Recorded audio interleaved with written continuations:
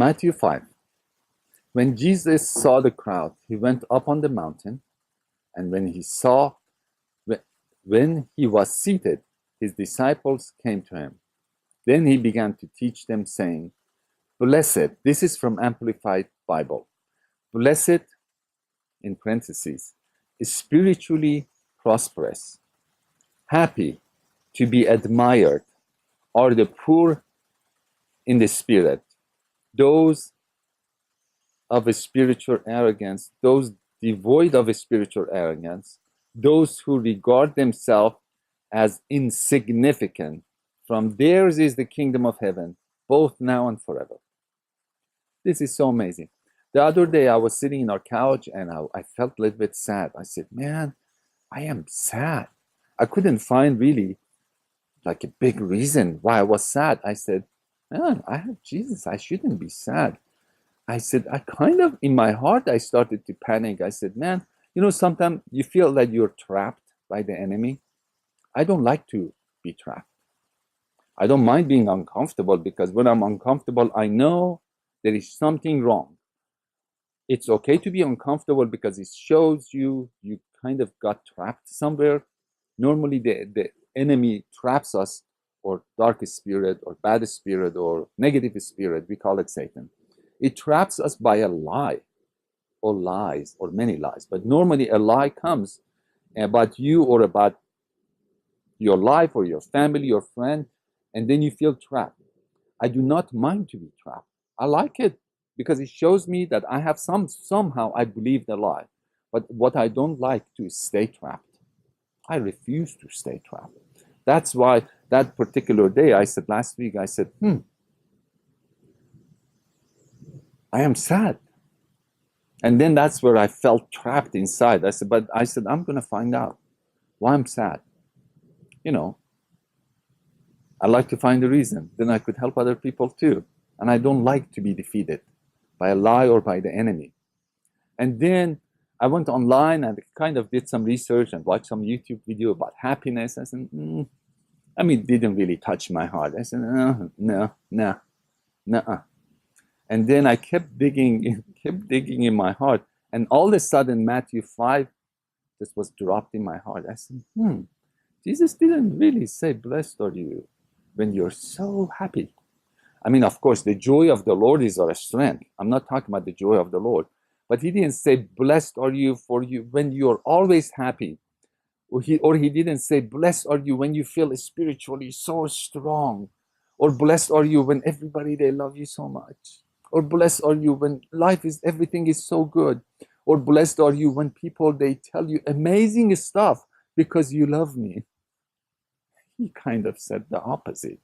See, when I was sad that day, I really felt that, maybe I'm not blessed. Maybe other people are blessed, or other ministers are blessed, or other friends of ours are blessed. Maybe there are some kind of a curse around me, or in my life, or generational curse, or whatever. I'm not afraid of those things. But I was just pondering. I said, the fact that I am not happy, the fact that I am kind of sad, it shows me that I'm not blessed. But then Matthew 5 came up. I said, whoa. He said, blessed are you when people say horrible thing against you because of me. See, I love Jesus. I'm in love with Jesus. Kind of deep down inside, I want people kind of admire my love for Jesus. Can you imagine if people say horrible things to you because you love Jesus? Then Jesus said, blessed are you. Can you imagine when your heart is broken or you're sad for a season and you think that you're not blessed, but Jesus comes to you and say, blessed are you. He wasn't only talking to those 5,000 or many thousands of people right there. There were a lot of people. That's why he had to go at the top of the mountain. He was talking to us too. In that sense, when I read Matthew 5, now I have a new look on blessing. See, Old Testament blessing. I love Old Testament. You're not apart from Old Testament, not the fulfillment of the law, but I love Old Testament. Because we got the new, we didn't get rid of the old. But the Old Testament blessing normally was if your wife had so many children, if the wombs of your heart, your wife was, so fruitful, if you had so many cattle and sheep and horses, those day horses were like Lamborghini, or Mercedes Benz. And the people look at you, they will say, wow, you're so blessed. You look at yourself like Abraham, you say, wow, I'm so blessed. It's so awesome. The Lord just blessed me. But fast forward, you come to New Testament. Then Jesus comes and he brings new standard of blessing. Blessed are the poor in spirit. In the Old Testament, poor in spirit was not a blessing. In the Old Testament, to be persecuted, it wasn't really a blessing. In the Old Testament, to turn your other cheek was not a blessing. But then Jesus comes and says, blessed are you. Then my point is, if you feel sad for a season, if you feel persecuted for a season, if your heart is broken for a season, if you don't feel spiritually so strong for a season, Jesus looks you in the eyes, stand in front of you even right now and says, my daughter, my son, my friend, my child, you are blessed. Do not allow Satan to come to you and just say, because perhaps you're poor for a season, because you're sad for a season, or because you're even spiritually weak for a season. Do not allow him to tell you you're cursed, or I have cursed you. No, I always blessed you. And even in this situation, you're blessed. You're always the blessed one. You're always mine.